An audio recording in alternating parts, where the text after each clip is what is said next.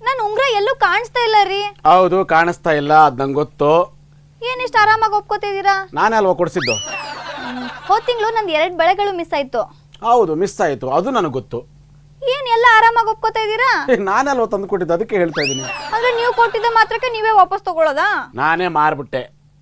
ಮಾರ್ಬಿಟ್ಟು online ಬೆಟ್ಟಿಂಗಾ? ನೋಡಮ್ಮ, ಕೆರೆ ನೀರನ್ನು ಕೆರೆಗೆ ಚೆಲ್ಲಿ ಅಂತ ಹೇಳ್ತಾರೆ ಗೊತ್ತಾ. ನಾನೇ ಉಂಗುರ ಕೊಡಿಸ್ದೆ, ನಾನೇ ಬಳೆ ಕೊಡಿಸ್ದೆ. ಈಗ ಆನ್ಲೈನ್ ಬೆಟ್ಟಿಂಗಲ್ಲಿ ಗೆದ್ದ ಹಣದಿಂದ ನಾನು ಕೊಡಿಸಿದ್ದು ನಿನಗೆ. ಆನ್ಲೈನ್ ಅಲ್ಲಿ ಆಟ ಆಡ್ಬೇಡಿ ಅಂತ ಬಡ್ಕೋತಾರೆ, ದೊಡ್ಡವರೆಲ್ಲ ತಲೆ ಚಚ್ಕೋತಾರೆ, ಟಿವಿಗಳಲ್ಲೆಲ್ಲ ಕೈ ಮುಗ್ದು ಬೇಡ್ಕೋತಾರೆ. ನೋಡೋ, ಎಂತೆಂಥವ್ರು ಆಡ್ತಾರೆ, ಹುಷಾರಾಗಿ ಆಡಿ ಅಂತೇಳಿ. 1 ಕೋಟಿ ರೂಪಾಯಿ ಗೆಲ್ತೀರಾ ಅಂತ ಅಡ್ವರ್ಟೈಸ್ಮೆಂಟ್ ಮಾಡ್ತಾ ಇರ್ತಾರೆ. ಆದ್ರೆ ಇವಾಗ ಬ್ಯಾನ್ ಆಗಿದೆ. ದಿನಕ್ಕೆ 10 ಕೋಟಿ ರೂಪಾಯಿ ಪ್ರತಿನಿತ್ಯ ಕಳ್ಕೊಳ್ತಾ ಇದಾರೆ ಜನರು. ಓ ಮೈ ಗಾಡ್, 10 ಕೋಟಿ ಕಳ್ಕೊಂತಿದಾರ? ಓಹೋ, ಆದ್ರೆ 5% ಜನ ಗೆಲ್ತಾ ಇದಾರೆ ತಾನೆ. ಮುಂಚೆ ಬರ್ತಾ ಇತ್ತಲ್ಲ ಅದು ಲಾಟ್ರಿ, ಅದೇ ಚೆನ್ನಾಗಿತ್ತು. ಬಟ್ ಇವಾಗೆಲ್ಲ ಕ್ಲೋಸ್ ಆಗ್ಬಿಟ್ಟಿದೆ.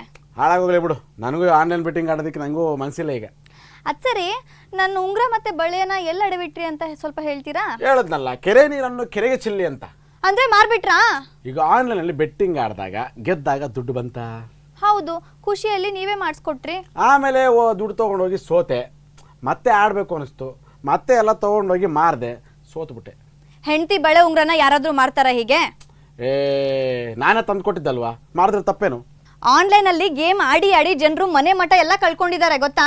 ಅಯ್ಯೋ ಹೌದು ರಾಧಾ, ನಾನು ಫ್ರೆಂಡ್ ಒಬ್ಬ ಸಾವುಕಾರ ಸೀನಾ ಅಂತ ಹಿಂಗೆ ಬೆಟ್ಟಿಂಗ್ ಆಡಿ ಆಡಿ ಆಡಿ ಆಡಿ ಆಡಿ ಅವನು ಹಾಕಿರೋ ಚಡ್ಡಿ ಲಾಡಿನೂ ಕಳ್ಕೊಂಬಿಟ್ಟ. ಎಲ್ಲ ಕಳ್ಕೊಂಡ್ಬಿಟ್ನಾ? ಎಲ್ಲ ಕಳ್ಕೊಂಡ. ಮನೆ ಮಾರ್ದ, ಕಾರ್ ಮಾರ್ದ, ಸೋಫಾ ಮಾರ್ದ, ಟಿವಿ ಮಾರ್ದ, ಫ್ರಿಡ್ಜ್ ಮಾರ್ದ, ಎಲ್ಲ ಮಾರ್ಬಿಟ್ನಾ? 1 ಕೋಟಿ ಲಾಸ್ ಮಾಡ್ಕೊಂಡ. ಅಯ್ಯಯ್ಯೋ, ಇವಾಗ ಏನ್ ಮಾಡ್ತಿದ್ದಾನೆ? ಇವಾಗ ಏನ್ ಮಾಡ್ತಿದ್ದಾನೆ, ಒಂದು ಟ್ಯಾಕ್ಸಿ ಓಡಿಸ್ಕೊಂಡು ಓಲಾನೋ ಊಬರೋ ಓಡಿಸ್ತವನೆ. ನೀವು ಅದೇ ಸ್ಥಿತಿಗೆ ಹೋಗ್ತೀರಾ, ಚೆನ್ನಾಗಿ ನೆನ್ಪಿಟ್ಕೊಳ್ಳಿ. ಆನ್ಲೈನ್ ಅಲ್ಲಿ ಆಟ ಆಡೋರ್ನ ಗುರುತಿಸಿ ಅಂತ ನಮ್ಮ ಮಹಿಳಾ ಸಮಾಜದಲ್ಲಿ ಒಂದು ಮೀಟಿಂಗ್ ನಡೆಸಿದ್ರು. ಓಹೋ, ಗುರುತಿಸ್ಬಿಟ್ಟು ಏನ್ ಮಾಡ್ತಾರಂತೆ? ಗುರುತಿಸ್ಬಿಟ್ಟು ಇಂಥ ಗಂಡಂದಿರನ್ನ ಎಳ್ಕೊಂಡು ಪಬ್ಲಿಕ್ ಅಲ್ಲಿ ಮರಕ್ಕೆ ಕಟ್ತಾರೆ. ಆಮೇಲೆ ಏನಿಲ್ಲ, ನಾನು ಆಟ ಆಡಲ್ಲ ಅಂತ ಹೇಳೋವರೆಗೂ ಪೊರಕೆ ಸೇವೆ ನಡೆಯುತ್ತೆ. ಕಟ್ಕೊಂಡು ಗಂಡನ್ಗೆಲ್ಲ ಪೊರಕೆ ಸೇವೆನಾ? ಮತ್ತಿನ್ನೇನು, ದಿನಕ್ಕೂ 200 ಕೋಟಿ ರೂಪಾಯಿ ಪ್ರತಿನಿತ್ಯ ಜನರು ವೇಸ್ಟ್ ಮಾಡ್ಕೊಳ್ತಿದ್ದಾರೆ ಅಂತ ಇಡೀ ಜಗತ್ತಿಗೆ ಗೊತ್ತು. ಹೌದು, ದುಡ್ಡು ಅಂದ್ರೆ ಬಾಯಿ ಅಗಲ ಆಗುತ್ತೆ. ಆಮೇಲೆ ಅದೇ ಬಾಯಿಗೆ ಮೊಣ್ ಬೀಳುತ್ತೆ. ನಮ್ಮದಲ್ಲದ ಹಣದ ಮೇಲೆ ನಾವು ಯಾವತ್ತೂ ಆಸೆ ಪಡಬಾರ್ದು. ಧರ್ಮರಾಯ ಜೂಜಾಡಿ ಎಲ್ಲ ಹಣನ ವೇಸ್ಟ್ ಮಾಡಿದ್ರು. ನಿಮ್ಗೆ ಏನಾದ್ರೂ ಗೊತ್ತಾ? ಹಾ, ನನಗೆ ಬುದ್ಧಿ ಬಂತಮ್ಮ. ನಿಮ್ಗೆ ಯಾವಾಗಿಂದ ಬುದ್ಧಿ ಬಂತು? ಈ ಮನೆ ಅಡ ಇಟ್ಟಾಗ. ಈ ಮನೆ ನನ್ನ ಹೆಸರಲ್ಲಿ ಇರೋದು. ನಿನ್ನ ಹೆಸರಲ್ಲೇ ಸಾಲ ಮಾಡಿರೋದು. ಮತ್ತೆ ನನ್ನ ಡಾಕ್ಯುಮೆಂಟ್ಸು ಸೇಟು ಅಂಗಡಿಲಿದೆ. ಅಶೋಕ್, ಈ ಸಿಟಿ ಜೀವನದಲ್ಲಿ ನಾನು ಬರ್ತಾ ಬರ್ತಾ ಮಷೀನ್ ಆಗೋಗ್ತಾ ಇದೀನಿ. ಯಾರಾದ್ರೂ ಪೆಟ್ರೋಲ್ ಹಾಕಿ ಓಡಿಸ್ತಾರೆ ಬಿಡು. ನಾವು ಮೊನ್ನೆ ಮೂವಿಗೆ ಹೋಗಿ ಬಂದ್ವಲ್ಲ, ನೋಡ್ದ ಆ ರಸ್ತೆಗಳೆಲ್ಲ ಎಷ್ಟು ರಶ್ ಆಗೋಗಿತ್ತು ಅಂತ. ಅದ್ರಲ್ಲಿ ಬೇರೆ ಮಳೆ ಬಂದೋಯ್ತು. ಮಳೆಯಲ್ಲಿ ಮೋಟಾರ್ ಬೈಕ್ ಓಡಿಸೋದು ಎಷ್ಟು ಕಷ್ಟ ಗೊತ್ತಾ ನಿನಗೆ? ನನಗೆ ಎಷ್ಟು ಭಯ ಆಗೋಗಿತ್ತು. ಪಕ್ಕದಲ್ಲೇನೆ ಈ ಆಟೋದವರು, 2 ವೀಲರ್ದವರು, ಅದರಲ್ಲ BMTC ಬಸ್ದವ್ರು ಅಂತೂ ಚಚ್ಕೊಂಡು ಹೋಗ್ತಾ ಇದ್ರು. ಭಯದಾಗ ಏನ್ ಮಾಡಿದೆ? ನಿನ್ನ ತಪ್ಕೊಂಡ್ಬಿಟ್ಟೆ. ನಾನು ಫ್ರೆಂಡ್ ಆಗಿದ್ದಾಗ ಕರ್ಕೊಂಡ್ಬಂದೆ. ಬೇರೆ ಅವನಾದ್ರೂ ರಸ್ತೆ ಮಧ್ಯೆ ಇಳಿಸಿ ಆಟೋದಲ್ಲಿ ಹೋಗು ಅಂತಿದ್ರು. ನಿಜ, ಈ ಮಳೆ ಬಂದಾಗ ಆಟೋದವರು 1ಕ್ಕೆ 4 ರಶ್ ಕೇಳ್ತಾ ಇದ್ರು. ಅದ್ ಸರಿ, ನಿಂಗೆ ಏನು ಅನ್ಸತ್ತೆ ಇದನ್ನೆಲ್ಲ ನೋಡಿದಾಗ? ಅಯ್ಯೋ, ನನಗೆ ಹಳ್ಳಿ ಲೈಫೇ ಬೆಸ್ಟ್ ಅಂತ ಅನ್ಸುತ್ತೆ. ನೋಡು, ಹಳ್ಳಿಯಲ್ಲಿ ರಸ್ತೆಗಳು ರಶ್ ಆಗೋದೇ ಇಲ್ಲ. ಯಾಕೆ, ಜಾತ್ರೆ ಟೈಮಲ್ಲಿ ರಶ್ ಆಗಲ್ವಾ? ಅಯ್ಯೋ ಅಶೋಕ್, ಅದು ಯಾವತ್ತೋ 1 ದಿವಸ, ಮಿಕ್ಕಿದ ದಿನ ನೋಡು ರಸ್ತೆಯಲ್ಲಿ 1 ಗಾಡಿ ಕೂಡ ಕಾಣಿಸಲ್ಲ ನಿಂಗೆ. ಅಯ್ಯೋಯ್ಯೋ, ಇದೆಲ್ಲ ಹೆಂಗ್ ಗೊತ್ತು ನಿನ್ಗೆ? ನಾನು ಓದ್ಬೇಕಾದಾಗ ಈ ಸ್ಟಡಿ ಹಾಲಿಡೇಸ್ ಎಲ್ಲ ಕೊಡ್ತಾ ಇದ್ರು. ಅವಾಗ ನಾನು ಅಜ್ಜಿ ಮನೆಗೆ ಹೋಗ್ತಾ ಇದ್ದೆ, ಅಲ್ಲೇ ನಾನು ಸೈಕಲ್ ಕಲ್ತಿದ್ದು. ಅಯ್ಯೋ ಪರವಾಗಿಲ್ವೇ, ನಿಮ್ಮ ಅಜ್ಜಿಗೂ ಸೈಕಲ್ ಹೊಡಿಯೋಕ್ಕೂ ಬರತ್ತಾ? ನಿನ್ನ ಅದು ನನಗೆ ಹೇಳಿದ್ದು. ನೀನು ಹೊಡಿತೇ ಬಿಡು ಸೈಕಲ್ ಹೊಡಿದನ್ನು ನಾನು ನೋಡ್ತಾ ಇರ್ತೀನಲ್ವಾ. ನಾನು ಹೇಳ್ದೆ ನಿನ್ಗೆ, ಬಾ ನಮ್ಮ ಅಜ್ಜಿ ಮನೆಗೆ ಹೋಗೋಣ, ಹಳ್ಳಿಗೆ ಹೋಗೋಣ, ನೋಡ್ಕೊಂಡು ಬರೋಣ ಅಂತ. ಅರೆ ನೀನ್ ಬರೋದೇ ಇಲ್ಲ. ಸಾರಿ ಕಣೆ, ನನಗೆ ಈ ಹಳ್ಳಿ ಲೈಫ್ ಇಷ್ಟನೇ ಆಗಲ್ಲ. ಅಲ್ಲೊಂದು ಕಾರ್ ಇಲ್ಲ, ಬೈಕ್ ಇಲ್ಲ, ರಸ್ತೆ ಇಲ್ಲ, ಜಗಳ ಇಲ್ಲ, ನನಗೆ ಇಷ್ಟ ಆಗಲ್ಲ. ಯಾಕೆ ಇಷ್ಟ ಆಗಲ್ಲ ನಿಂಗೆ ಹಳ್ಳಿ ಲೈಫು? ಸಿಟಿಲಿದ್ದು ಹಳ್ಳಿಗೆ ಹೋದ್ರೆ ಬೋರ್ ಹೊಡಿಯತ್ತ ಕಣೆ. ಬೀದಿ ನಾಯಿಗೆ ಚೈನ್ ಹಾಕ್ಬಿಟ್ಟು ಗೇಟಿಗೆ ಕಟ್ತಂಗ ಆಗತ್ತಲ್ವಾ ನಿಂಗೆ? ನೀನ್ ಏನ್ ಬೇಕಾದ್ರೂ ಅನ್ಕೋ, ಆದ್ರೆ ಹಳ್ಳಿ ಒಂದೊಂದು ದಿನ ಕಳಿಯೋದು ಕಷ್ಟ. ಅಯ್ಯೋ, 3 ದಿವಸ ಹೋಗಿ ಬಂದ್ರೆ ಆಯ್ತಪ್ಪ. 3 ಡೇಸ್ ಹೇಗೆ ಕಳಿಯೋದು ಅದನ್ನ ಮೊದಲು ಹೇಳು. ಅಯ್ಯೋ, ಹಳ್ಳಿಯಲ್ಲಿ ವಾಕಿಂಗ್ ಹೋಗ್ಬೋದು, ಕೆರೆ ಕಟ್ಟೆ ಮೇಲೆ ಕೂತ್ಕೋಬಹುದು, ಕೆರೆಯಲ್ಲಿ ಈಜಾಡ್ಬೋದು. ಅಷ್ಟೇ ಯಾಕೆ, ಬೇಜಾರಾದ್ರೆ ಈ ತೆಂಗಿನ ಮರದ ಕೆಳಗಡೆ ಕೂತ್ಕೊಂಡು ಮಾತಾಡ್ಬೋದು, ಕುಚು ಮಾಡ್ಬೋದು. ಈಗ ಬಿಟ್ರೆ ನೀನ್ ನನ್ನ ತಲೆ ಮೇಲೆ ಗೊಬ್ಬರದ ಮಂಕ್ರಿನ ಹೊರಿಸ್ಬಿಡ್ತೀಯ. ಅಯ್ಯೋ, ಎಷ್ಟೋ ಸತಿ ನನ್ನ ತಲೆ ಮೇಲೆ ಗೊಬ್ಬರನ ಹೊತ್ಕೊಂಡಿದೀನಿ ಗೊತ್ತಾ? ಓಹೋ, ಪರವಾಗಿಲ್ವೇ. ಅಲ್ಲ ಕಣೆ, ಇಷ್ಟೆಲ್ಲ ಲೇಟೆಸ್ಟ್ ಆಗಿದೆ, ಆದ್ರೂ ಹಳ್ಳಿ ಲೈಫ್ ಇಷ್ಟಪಡ್ತೀಯಾ? ಹೌದು, ನಮ್ ದೊಡ್ಡಮ್ಮ ಇದಾರಲ್ವಾ, ಅವರಿಗೆ ಅಸ್ತಮ ಅನ್ನೋ ಕಾಯಿಲೆ ಬಂದಿತ್ತು. ಅವಾಗ ಡಾಕ್ಟರ್ ಹೇಳಿದ್ರು, ಈ ಸಿಟಿನ ಬಿಟ್ಬಿಡಿ, ಬರೀ ಇಲ್ಲಿ ಪೊಲ್ಯೂಷನ್, ನಾಯ್ಸ್ ಪೊಲ್ಯೂಷನ್ ಎಲ್ಲ ಇಲ್ಲೇ ಇರೋದು ರೋಗಗಳು, ನೀವು ಸಿಟಿ ಬಿಟ್ಬಿಟ್ಟು ಹಳ್ಳಿಗೆ ಹೋಗಿ ಅಂತ ಅಂದ್ರು. ನಮ್ಮ ದೊಡ್ಡಮ್ಮ ಒಂದ್ ಸ್ವಲ್ಪ ದಿವಸ ಹಳ್ಳಿ ಸೇರಿದ ತಕ್ಷಣ ಹುಷಾರಾಗ್ಬಿಡ್ಬೇಕಾ? ಹೌದಾ, ನಿಜಾನಾ? ಹೌದು, ಬೆಂಗಳೂರಿನಲ್ಲಿ ಡಾಕ್ಟರ್ ಶಾಪ್ ಮುಂದೆ ಬರೀ ಪೇಷಂಟ್ಗಳ ಕ್ಯೂ ಇರುತ್ತೆ. ಅಂದ್ರೆ ನಿಮ್ಮ ಹಳ್ಳಿಲೇನು ನಿಮ್ಗೆ ಕಾಯಿಲೆ ಬರೋದೇ ಅಲ್ವಾ? ಅಯ್ಯೋ, ಕಾಯಿಲೆ ಅನ್ನೋದು ಇಲ್ವೇ ಇಲ್ಲ. ಏನೋ ಅಪರೂಪಕ್ಕೆ ಜ್ವರ ಬರ್ಬೋದು. ಇವಾಗ ನೀನೇ ನೋಡು, ಹಳ್ಳಿಗಳಲ್ಲಿ ಡಾಕ್ಟರ್ಸ್ಗಳಿರ್ತಾರಲ್ವಾ, ಅವ್ರ ಶಾಪ್ ಮುಂದೆಲ್ಲ ನೊಣ ಹೊಡ್ಕೊಂಡು ಕುತ್ಕೊಂಡಿರ್ತಾರೆ. ಎಲ್ಲ ಸರಿ, ಆದ್ರೆ ನಿಂಗೆ ಒಳ್ಳೊಳ್ಳೆ ಅಪರ್ಚುನಿಟಿ ಸಿಟಿಲಿ ಬರ್ಬೇಕಾದ್ರೆ ನೀನು ಸಿಟಿಲೇ ಇರ್ಬೇಕು ತಾನೆ? ನಿಜ. ಆದ್ರೆ ನಾನು ಹೇಳ್ತಾ ಇರೋದು ಸಿಟಿನ ಬಿಟ್ಟು ಬಿಡೋಣ, ಸಿಟಿಲಿ ಇರೋದೇ ಬೇಡ ಅಂತ ಹೇಳ್ತಾ ಇಲ್ಲ. ಸ್ವಲ್ಪ ದೂರದಲ್ಲಿ ಎಲ್ಲಾರು ಇರ್ಬೋದಲ್ವಾ, ಅಪ್ ಅಂಡ್ ಡೌನ್ ಮಾಡ್ಬೋದಲ್ವಾ. ಓ, ಅದು ಒಳ್ಳೆ ಐಡಿಯಾ. ಸುತ್ತಮುತ್ತ ಹಳ್ಳಿಗಳಿಗೆ ರೀಚ್ ಆಗೋಕೆ ಬಸ್ಗಳಿದೆ, ಮೆಟ್ರೋಗಳಿದೆ, ಸುಮಾರು ಫೆಸಿಲಿಟೀಸ್ ಇದೆ ಇವಾಗ.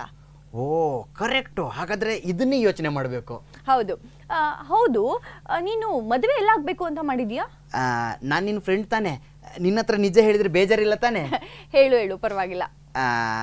ನೀನು ಒಪ್ಪೋದಾದ್ರೆ ನನ್ನನ್ನೇ ಮದುವೆ ಆಗ್ತೀಯಾ? ಇಲ್ಲ, ನಿಮ್ಮ ಅಜ್ಜಿನ. ಕಳ್ಸಿದೀನಿ. ಬಂತು ಕಣಮ್ಮ, ಇನ್ವಿಟೇಷನ್ ಬಂತು. ಕಳ್ಸಿದ್ಮೇಲೆ ಬರ್ಲೇಬೇಕಲ್ವಾ? ಅಲ್ಲ ಬಿಂದು, ನೀನು ನನ್ನ ಫ್ರೆಂಡ್ನ ಮದುವೆ ಆಗ್ತಿದ್ಯಾ? ನಂಗೆ ಮುಂದೆ ಅರ್ಥ ಆಗ್ತಾ ಇಲ್ಲ. ಹೌದು, ಫಿಕ್ಸ್ ಆಗಿದೆ, ನಿಶ್ಚಿತಾರ್ಥನೂ ಆಗಿದೆ. ಈಗ ನಿನಗೆ ಕಳ್ಸಿರೋದು ಮದ್ವೆ ಇನ್ವಿಟೇಷನ್. ಅಲ್ಲ ಕಣೆ ಬಿಂದು, ಲವ್ ಮಾಡಿದ್ದು ನೀನು ನನ್ನ, ಸುತ್ತಾಡಿದ್ದು ನನ್ನ ಜೊತೆಯಲ್ಲಿ. ನನ್ನ ಜೊತೆ ಪಾರ್ಕ್ ಸುತ್ತಾಡ್ತಿದ್ದೆ, ಓಟು ಸುತ್ತಾಡ್ತಿದ್ದೆ, ಎಲ್ಲ ಕಡೆ ಬರ್ತಾ ಇದ್ದೆ. ಈಗ ನೋಡಿದ್ರೆ ನನ್ನ ಫ್ರೆಂಡ್ನ ಮದುವೆ ಆಗ್ತಿದ್ಯಾ? ಏನಿದು ಶಾಕು? ಹಾಗಲ್ಲ ನಂದ, ಅವನ ಹತ್ರ ನನ್ನ ಲವ್ ಇತ್ತು, ನಮ್ಮಿಬ್ರು ಬಗ್ಗೆನೂ ಅವ್ನಿಗೆ ಹೇಳ್ತಾ ಇದ್ದೆ. ಆಗ ಅವನಂದ, ನಾನ್ ನಿನ್ನ ಪ್ರಾಣಕ್ಕಿಂತ ಜಾಸ್ತಿ ಪ್ರೀತಿಸ್ತೀನಿ, ಎಲ್ರೂ ಮರ್ತು ಬಿಡು ಅಂತ. ನಾನಾಗ ಅದಕ್ಕೆ ಅವನಿಗೆ ಮನಸ್ಸು ಓದ್ಬಿಟ್ಟೆ. ಇಷ್ಟಕ್ಕೆ ಸೋತ್ಬಿಟ್ಟ? ಅಲ್ಲ, ನನ್ನ ಬಿಟ್ಟು ಅವನೇ ಯಾಕೆ? ನಾನು ನಿನ್ನನ್ನು ಅವನನ್ನು ಗಮನಿಸ್ತಾ ಇದ್ದೆ. ತಗ್ಡಿಲ್ ಹಾಕಿ ತೂಗ್ ನೋಡಿದಾಗ ನಿನ್ಗಿಂತ ಅವನೇ ವಾಸಿ ಅನ್ನಿಸ್ತಾ, ಅದಕ್ಕೆ ಒಪ್ಕೊಂಡ್ಬಿಟ್ಟೆ ಮದ್ವೆಗೆ. ಈ ವಿಷಯ ನಂಗೆ ಫಸ್ಟೇ ಯಾಕೆ ಹೇಳಿಲ್ಲ ನೀನು? Everything is fair in love and war ಅಂತಾರೆ ಗೊತ್ತಾ? ಹೌದೌದು, ಯುದ್ಧ ಮತ್ತೆ ಪ್ರೀತಿಯಲ್ಲಿ ಎಲ್ಲ ಸರಿ ಹೋಗುತ್ತೆ ಅಂತ ಗಾದೆನೇ ಇದೆ. ಯುದ್ಧನೇ ಆಗ್ಲಿ ಲವ್ವೇ ಆಗ್ಲಿ, ಜಯಿಸೋವರೆಗೂ ಶತ್ರು ಪಕ್ಷಕ್ಕೆ ಗುಟ್ ಬಿಟ್ಕೊಡ್ಬಾರ್ದು ಅಂತಾರೆ. ಅಯ್ಯ, ನಿನ್ನ ಪಿತೃಪಕ್ಷ ಹೋಗು, ಅಂದ್ರೆ ನನಗೆ ಶತ್ರು ಪಕ್ಷ. ತಮಾಷೆಗೆ ಹೇಳ್ದೆ ನಂದ, ಅದಕ್ಕೆ ಇಲ್ಲಿವರೆಗೂ ಆ ಗುಟ್ಟನ್ನ ಬಿಟ್ಕೊಟ್ಟಿರ್ಲಿಲ್ಲ. ತಾಳಿ ಕಟ್ಟೋ ಸಮಯಕ್ಕೆ ನಿನ್ನ ಕರಿತಿದ್ದೀನಿ. ಅಂದ್ರೆ ನಿನ್ನ ಮದುವೆ ಫಿಕ್ಸ್ ಆಗಿ ತುಂಬಾ ದಿನಗಳಾಗಿ ಹೋಗಿದೆ ಅನ್ನೋ. ಅವನ ಜೊತೆ ಪ್ರೀ ವೆಡ್ಡಿಂಗ್ ಫೋಟೋ ಶೂಟು ಆಗಿದೆ. ಬರೀ ಪ್ರೀ ವೆಡ್ಡಿಂಗ್ ಶೂಟ್ ಆಗಿದೆ, ಇನ್ನೇನಾಗಿದೆಯೇನೋ. ಅಲ್ಲ ಕಣೆ, ಏನೇ ಇದು ಬಿಂದು, ನಿನ್ನ ಮರೆಯೋದು ನನಗೆ ಬಹಳ ಕಷ್ಟ ಆಗತ್ತೆ ಕಣೆ. ನನಗೂ ಕಷ್ಟನೇ ನಂದ, ಏನ್ ಮಾಡೋದು?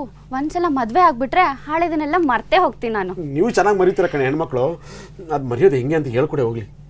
7ನೇ ಕ್ಲಾಸ್ ಬುಕ್ ಎತ್ಕೊಂಡು ಪಕ್ಕಕ್ಕಿಡು, 8ನೇ ಕ್ಲಾಸ್ ಬುಕ್ ಎತ್ಕೊಂಡು ಇಟ್ಕೊಳ್ಳೋದು. ಅಂದ್ರೆ ಹೊಸ ಪೇಪರು, ಹೊಸ ಹಳೆ, ಹೊಸ ಬುಕ್ಕು, ಎಲ್ಲ ಬಿಳಿ ಪೇಪರ್ಗಳೇ. ಶ್ರೀಕಾರ ಬರೀತಿದ್ಯಾ ಅನ್ನೋ, ಆಮೇಲೆ ಲವರ್ ಹೆಸರು ಬರೀತೀಯ. ಎಲ್ರೂ ಜೀವನದಲ್ಲೂ ಇದು ಕಾಮನ್ನೇ ತಾನೆ. ಆದ್ರೂ ನೀನು ಮರೆಯೋದು ಹೇಗೆ ಅಂತ ಗೊತ್ತಾಗ್ತಾ ಇಲ್ಲ ಕಣೆ. ನಿನ್ಗೂ ಗರ್ಲ್ ಫ್ರೆಂಡ್ಸ್ ಇದ್ದಾರೆ, ನನ್ಗೂ ಬಾಯ್ ಫ್ರೆಂಡ್ಸ್ ಇದ್ದಾರೆ. ಅದರಲ್ಲಿ ಒಬ್ಬರನ್ನ ಮಾತ್ರ ಆಯ್ಕೆ ಮಾಡ್ಕೊಳಕ್ ಸಾಧ್ಯ ಆಗೋದು ಅಷ್ಟೇ. ನನ್ನ ಜೊತೆ ತುಂಬಾ ಸುತ್ತಾಡ್ತಾ ಇದ್ದೆ, ಅವನ ಜೊತೆನೂ ಹಾಗೆ ಸುತ್ತಾಡ್ತಾ ಇದ್ದೆ. ಅದಕ್ಕೆ ಒಪ್ಕೊಬಿಟ್ಟ. ಅವ್ನು ನನಗೆ ಎಲ್ಲಾ ಸ್ಟೇಜಲ್ಲೂ ಎಚ್ಚರ ವಹಿಸ್ತಾ ಇದ್ದ. ನೀನ್ ಇಲ್ಲಿಗೆ ಹೋಗ್ಬೇಡ, ಇಲ್ಲಿಗೆ ಹೋಗು ಅಂತ ಎಚ್ಚರಿಸ್ತಾ ಇದ್ದ.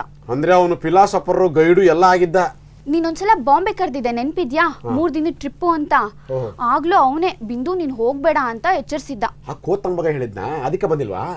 ಹೌದು, ಡೇ ಟೈಮಲ್ಲಿ ಓಕೆ, ನೈಟ್ ಟೈಮಲ್ಲಿ ಏನಾಗುತ್ತೋ ಏನೋ ಅಂತ ಎಚ್ಚರಿಸಿದ್ದ. ಅಪ್ಪಪ್ಪಪ್ಪ, ನಾನು ಅಷ್ಟು ಕೆಟ್ಟವನೇನೆ. ವಯಸ್ಸು ನಮ್ಮನ್ನ ಕೆಡ್ಸುತ್ತೆ. ಒಂದೇ ರೂಮ್ ನಲ್ಲಿದ್ರೆ ಏನಾಗುತ್ತೋ ಏನೋ ಹೇಳಕ್ಕಾಗಲ್ಲ ಅಂತ ಅಂದಿದ್ದ. ಅಮ್ಮ, ಇರ್ಲಿ ಬಿಡು, ಹಳೆದಿನೆಲ್ಲ ಕೆದಕ್ಬೇಡ, ಮನಸ್ಸಿಗೆ ನೋವಾಗುತ್ತೆ. ನಂದ, ನಮ್ಮ ಮದ್ವೆಗೆ ಬರ್ಲೇಬೇಕು ನೀನು. ಬರ್ತೀನಿ ಕಣಮ್ಮ. ಆ ಕೋತನ್ ಮಗ ಹೆಂಗಿರ್ತಾನಂತ ನೋಡಕ್ಕಾದ್ರೂ ಬಂದೇ ಬರ್ತೀನಿ. ಅವನು ನಿನ್ನಷ್ಟು ಹ್ಯಾಂಡ್ಸಮ್ ಇಲ್ಲ ಬಿಡು. ಹ್ಯಾಂಡ್ ಹಿಡಿದ್ಮೇಲೆ ಆಸಮ್ ಇಟ್ಕೊಂಡು ಏನು ಮಾಡ್ತೇವೆ ಬಿಡು. ಈಗ ನಾನು ಮೋಸ ಆಗಿದ್ದೀನಿ. ಮೋಸ ಏನೂ ಇಲ್ಲ, ನಾವಿಬ್ರು ಸ್ನೇಹನ ಮುಂದುವರ್ಸೋಣ, ಫ್ರೆಂಡ್ಸ್ ಆಗೇ ಇರೋಣ. ಆದಷ್ಟು ಬೇಗ ನೀನು ಮದ್ವೆ ಮಾಡ್ಕೊಂಬಿಡು. ನಿನಗೆ ಗೊತ್ತಿಲ್ಲ, ನಾನು ಒಬ್ಬಳು ಕಾಳಾಕಿದ್ದೀನಿ. ಹೌದಾ? ಹೌದು, ಮುಂದಿನ ತಿಂಗಳು ಮದುವೆ ಇಟ್ಕೊಂಡಿದ್ದೀನಿ. ಮತ್ ನನ್ಗೆ ಹೇಳಲೇ ಇಲ್ಲ. ಯುದ್ಧ ಮತ್ತೆ ಪ್ರೀತಿಯಲ್ಲಿ ಜಯಿಸೋವರೆಗೂ ಗುಟ್ಟಾಗಿರ್ಬೇಕು. ಯಾರು ಹೇಳಿದ್ದು? ನೀನೇ. ಹಾ